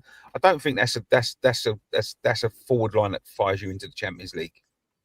I don't think. Listen, last season when Tony left, did anyone see Mbeumo and Vissa like nearly 20 goals apiece? Absolute madness. Listen, Frank, like one of the things that he did with that Brentford team and him and his coaching team, you guys brought his coaches over, right, from Brentford? Yeah. That's a pretty strong package to have. But they were like one of the most efficient attacking teams last season because their coach always played the most optimum pass. And I think when you got that type of coaching with a better caliber of player, you know, you can be surprised sometimes with what happens. I will say this, Spurs, like, they've had good managers before. Managing Brentford's completely different to managing Spurs. There's a different pressure. There's going to be a lot bigger pressure on him. Like, Tottenham now are going to go to games where, I'm not being horrible, no disrespect to Brentford, they're not expected to go to certain places and win. Tottenham, you're expected to win every home game, whether that's realistic or not. That is the expectation of the Spurs fans, and that in itself is difficult. I think that, you know, Spurs, listen, they're going to improve on last season. You couldn't get any. The only way it could have got any worse, it could have got relegated. There was one place away from being relegated, so they're going to improve. They're going to be a lot better up there. I think injuries last season were a big thing for them. I don't think, if I'll be really honest, everybody had injuries. I don't think he handled the injury situation at all well, and that's one of his downfalls. Didn't change the style and things like that. I think that if you did get a couple of injuries, Frank would be good enough to say, right, we can't play this certain way. We've got to go this way. I think Spurs will be out there, but I do agree. I think they're a long way off of a top four side at this moment in time, but they're capable of getting on runs and things like that. And the other thing is, which we've alluded to a little bit there, last season again, you know what I mean, they could concentrate on the Europa League and forget about the league. They can't do that with the Champions League. The Champions League and the league's going to be a big ask for them. But listen, Spurs are a big club, and they should, where they were last season, let's get it honest, let's get it right, is a total disgrace to come one from, you know, like one place off of not getting relegated. And if it was one decent team out of them three or that have come up, they would have gone down. And that is not acceptable for a team like Tottenham. Tottenham, I think, if they're not in the top 10, that's sackable. Sackable. Like, you know what I mean? Like, to get where they were. What, trophy or no trophy, no matter what you win that year. Unless it's the Champions League. Well, I've got a question for you. Who finishes? Just quickly on that point, I think we could be aiming for top 5. I think 4th will be a bit of a stretch, but I really do think we could be aiming for top 5. The Champions League, is that correct? Yeah, I really do. I think Villa are not doing much at the moment. They're struggling with they don't seem to be doing a lot of business, and I really think when you look at our 11 and their 11. I think we do. I think we have a better team than them. I really do. I think we can be finishing above them. They're struggling. Newcastle could be losing Isaac, and that's going to be a massive hit to them. Obviously, they could be replacing Ekitike, but I don't think he's the same level as someone like Isaac. Isaac was massive for them when he was obviously on the pitch last season. Newcastle are a great team, but again, I think beyond their starting 11, their depth isn't that strong. I think our depth is...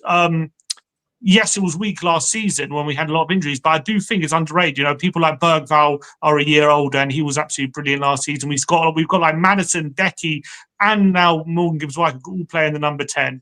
We have, I think, when fully fit, we have a very good backline. If we can keep Romero, Van de Ven fit, I think we've got a very good backline there as well. And we do have goals in our front line. I know Solanke didn't get that many goals last season, but he has bad goals regularly in the Premier League for Bournemouth. You've got Brennan Johnson, who's bad goals regularly. You've got Son, who knows how to score. Tells us goal scorer. And I think, I don't know if Kudus had goals, but he adds something that we've never had, which is a proper dribbler. So we've got a different weapon to in our armory now with Mohamed Kudus. So I think we've got a lot of talent there. And I think there's no reason, I'm not saying if below fifth is a failure, but I think there's no reason why going to the season, we shouldn't be targeting, because I think all the mid clubs as well are being stripped. Bournemouth, Brighton, Brentford, they're all being stripped of all their talent. All of them had brilliant seasons last season, and they're all being stripped of a lot of talent at the moment, all going to the big clubs. So and Forest as well. So all those clubs are going to have, I reckon, it's going to be a struggle for them to sustain how good they were last season. So I've got no worries that we could be better than them the next season. That's got to be the aim, right? That's got to be the aim going into the season, is try and compete with Newcastle, because I think that's the team. I don't know. I feel like and I think you guys are setting yourself up for failure. Like Eddie Howe needed some time before Newcastle started Newcastling. But they're also in the Champions League, and they've also struggled when they were in Europe. This is what I know, but it's like it's easy looking at lineups and teams based on individuals, right? But it's how you're playing. I mean, even last season when Newcastle had certain injuries with the team, I mean, look how Murphy, like one of the stars of last season, out from nowhere. If he was at any other club, would he cook the same? Absolutely not. It's because they don't have Isaac. How to play at Newcastle. They don't have Isaac. Yeah, but we're assuming that. But let's see. I'm saying if they lose it. But I think they're signing the best possible alternative to Isaac and Ekitike. And it's like, as in like, this guy is literally the best possible backup you could ever get if you're losing someone like Isaac. Because Ekitike is absolutely clear as well.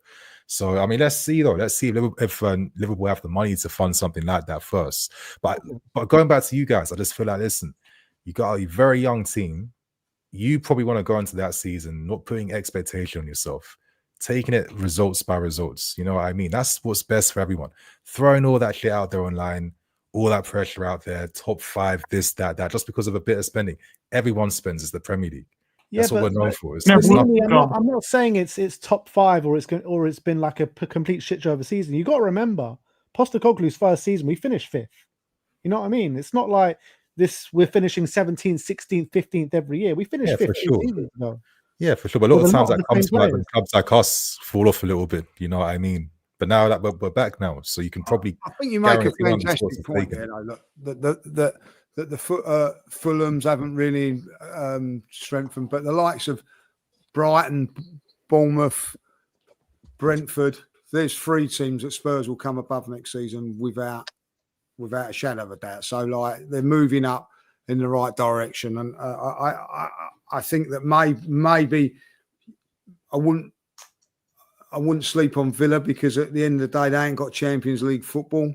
Maybe that might be beneficial to them where it hindered them this last season. I don't know, but yeah, I think they banked on. I think with Villa, like they made that big mistake when they let John Duran go, because they're thinking, you know what, we're going to keep Ollie Watkins because we keep the experienced guy. We got a better chance of winning something this season. But like, if you don't win anything, if you don't secure CL, you're playing with fire, and you're going back. Like you get kicked out and you have to rebuild again now, which is a mad thing. So I don't know. Listen, I don't think Spurs are in that type of position, but I think there's a lot of excitement there. I think kind of putting no expectation on yourself, enjoying the process, taking it game by game, seeing what Frank does, because it takes a lot of time to coach. And being a Chelsea fan, yeah, listen, I say it myself. Listen, there's a lot of times you criticize aspects during the course of a season. But I think one lesson I learned after seeing us like win recently and end the season strong is that we don't give enough credit to managers for being teachers, because it's easy telling a player, do this, do that. But it's a completely different story waiting for him to actually produce what you're teaching him to do. That's where it takes time. It takes a lot of patience, a lot of drilling, a lot of repetition, a lot of training. And, you know, I feel like it's something that we don't normally, it's a perspective that we don't really like give enough credit to be fair. And I feel like this is what Frank is going to need. He's just going to need time to introduce a new way of playing, new way of training, looking after your body, analysis, data. Even the training times will be a bit different. Like, just accept the fact it's going to take a little bit of time. And then maybe second half of the season, that's when you can start to gauge what's going on then. Yeah, I hear that. So What is just that? quickly, Nini, talking about managers, West Ham have got a former Chelsea manager who you know quite a bit about. Where do you think it's gonna happen with West Ham next season? Do you like the fact Potter's at West Ham? Do you think he could do a good job there with your experience of him as Chelsea manager? I think Graham Potter is like one of the most Marmite managers ever at Chelsea. Some fans can't stand the guy. I think he was nowhere near the level. I was a bit different. I felt very sorry for him because he came to Chelsea at a time when no one knew what the hell was going on. There was no real direction. We didn't even have the directors. We were still building the club as we brought Graham Potter in, who didn't have a pre-season to work with no one. I think he is a good manager, but I feel like he's going to West Ham.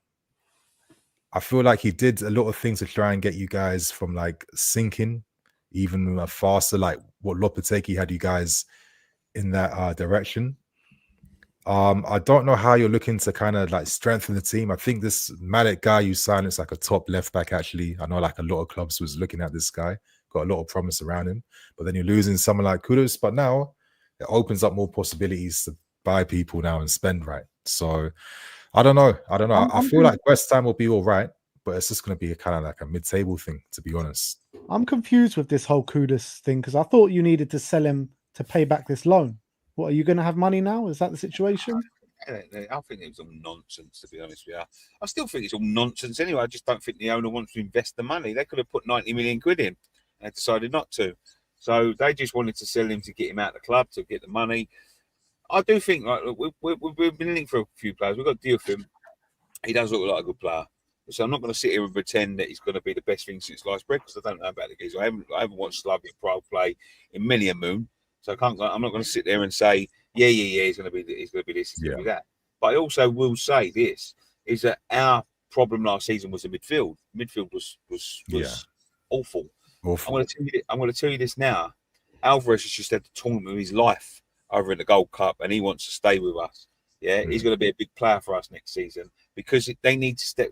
We've got players in that team last season that need to step up. People like Kilman, who are a very good player, need to step up. Tadibo needs to step up. You know, Wan-Bissaka, I think, was brilliant. If we got the good left back, he's brilliant. Yeah.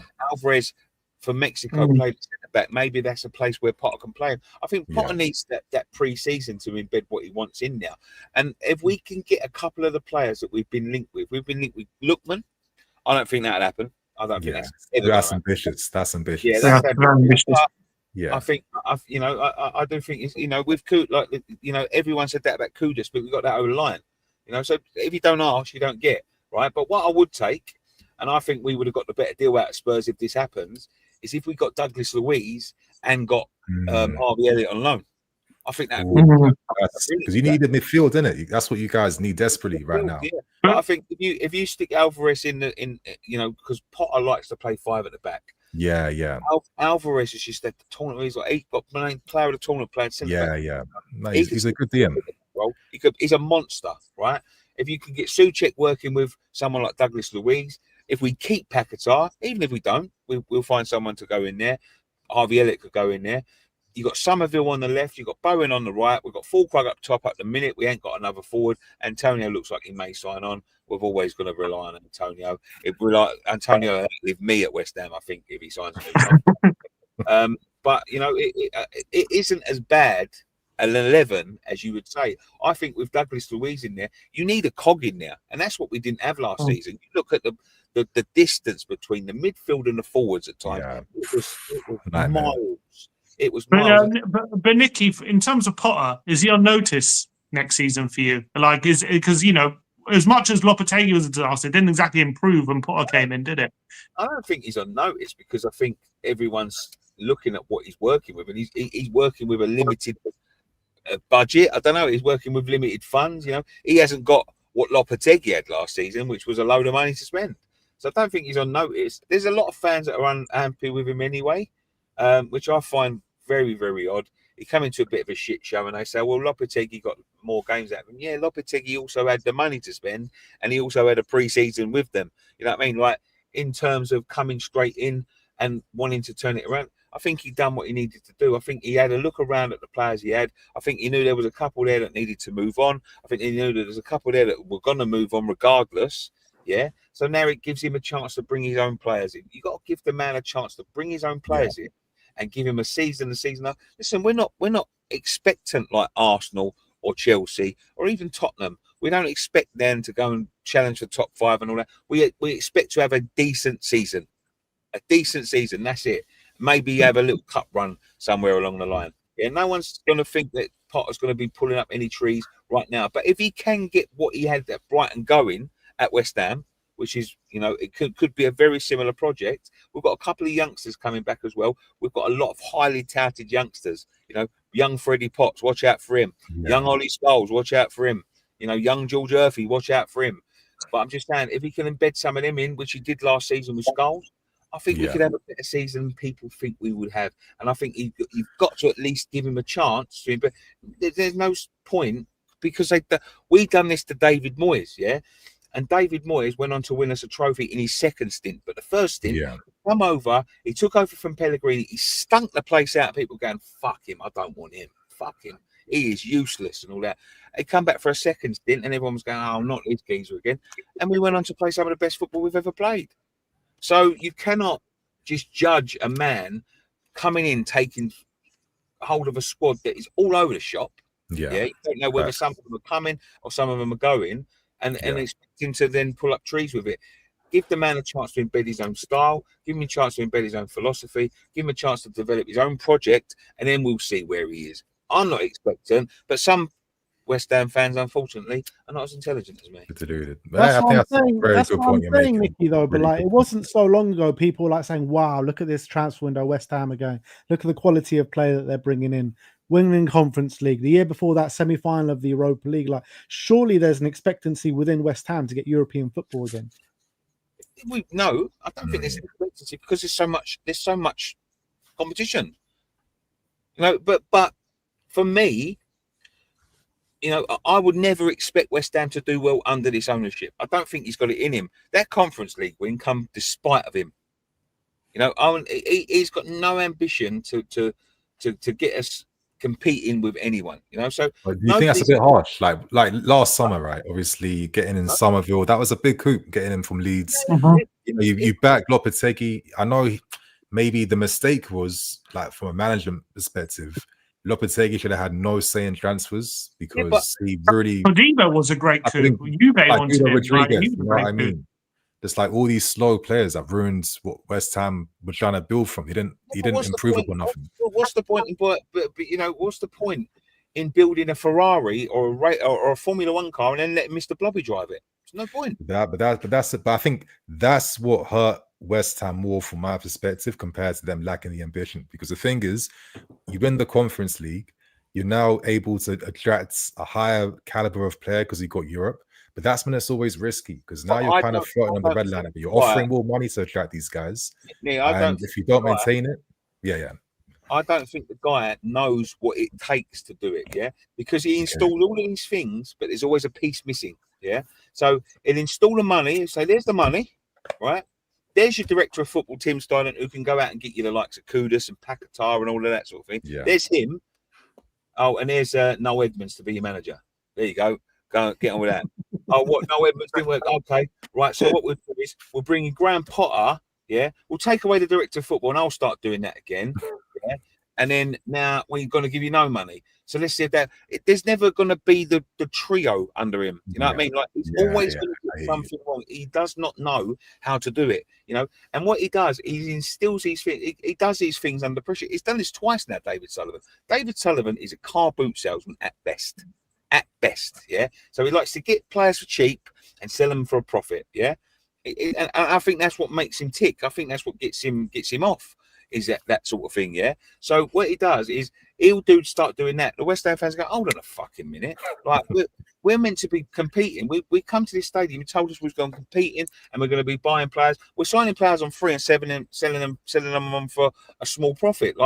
Where's these players? So then he'll instill some money, then he'll put in a director of football, and then, as I said, he'll put Mr. Blobby in charge and turn around and go, well, that didn't work, so we'll have to go back to what we was doing.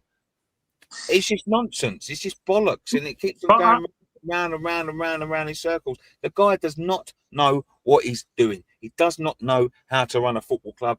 All he's good for is selling butt plugs and magazines. That is it. That is it. All he Hey, knows. there's good money in butt plugs from what I hear. Well, let's not get into that. He paid enough to buy Mo Kudus, so you know what I mean. Like, all I have to him. I don't want these fucking vibrators at my football club anymore. Take them and go. But Yeah, I've seen this random story one. so often, you know, Yeah.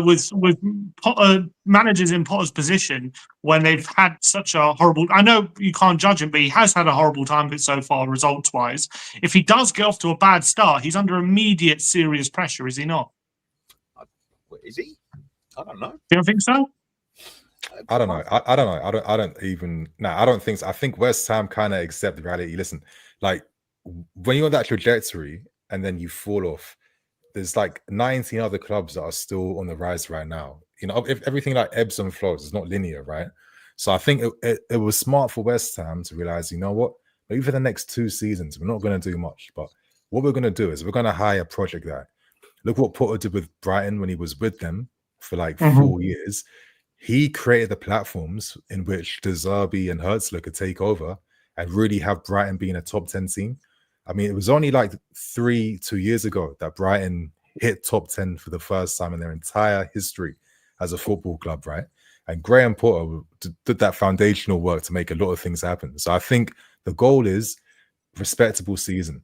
Try and maybe limit like a thrashing to like 2-3 per season. Become a very hard team to play against. You know what I mean? Gain respect that way and then slowly build. You know, that's the Brentford route. That's like the Fulham route last season, the Crystal Palace one. I think that's what West Ham kind of have to build a bit. And I think long term it's all right with Portland. But What gives me hope is when you look at an Aston Villa, where they came from to where they ended with the right appointment. With the right appointment at the right time. Yeah. Gerrard threatened relegation. They went from that to qualifying for the Conference League with the right appointment at the right time, then on to the Champions League twice. So, oh no, what it was once. Sorry, I apologise, but it was from relegation, right appointment, right players in. Now, would anyone turn around and say if I turn around and said Aston Villa are going to be qualified, challenging for the Champions League? Is anyone really going to sit there and go, no, I don't think so? Not really. You know what I mean? So it just shows you what one appointment can do. You know. From majority, it didn't have different players. It just adjusted the system. And I think that's what Potter will be good at. He will adjust the system to what he's got in his team. Yeah. And you know, I didn't think he was going to get that. Paquetá had all of that stuff over him last season with the betting. We never got the best out of him. Kudus just decided he didn't want to turn up. We never got the best out of him.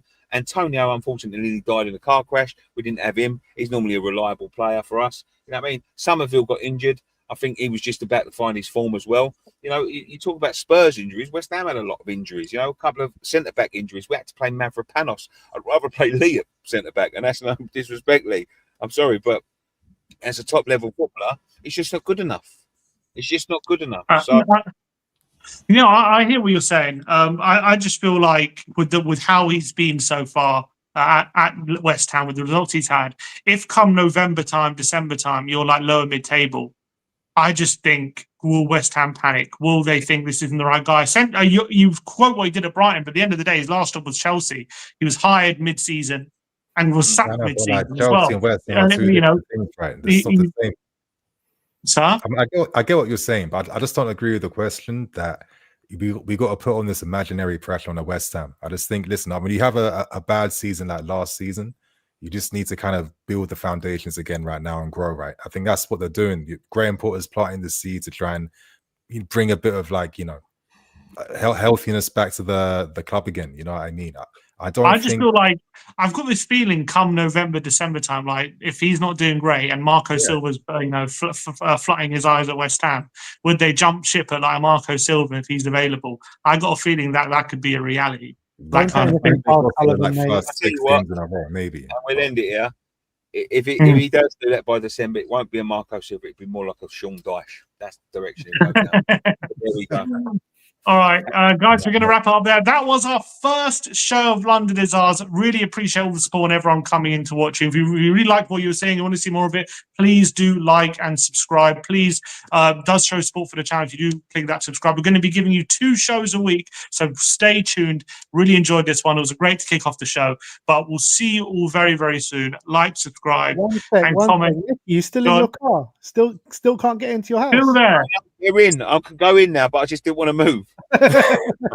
No, he's a West Ham fan. He's used to preferring to be somewhere else than where he is. So that's what he's used to. There we go. We'll see you later, guys. Nice one, guys. That was the end of the show. We'll see you very, very soon. Nice one. Peace out.